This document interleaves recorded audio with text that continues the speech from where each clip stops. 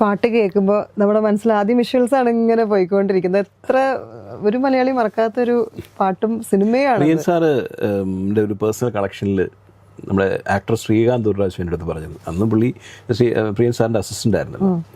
അപ്പോൾ എൻ്റെ അടുത്ത് പറഞ്ഞു, ഇങ്ങനെ നിൻ്റെ പാട്ട് അതിൽ സാറിൻ്റെ പേഴ്സണൽ കണക്ഷനിൽ ഈ കരിമിഴിക്കുരുവിയുണ്ട്, ഒന്ന് പോയി കണ്ടുകൂടെ എന്നൊക്കെ പറഞ്ഞിട്ട് ഞാനൊരു പ്രാവശ്യം പോയി അവിടെ പോയി കണ്ടു 4 ഫ്രെയിംസിൽ.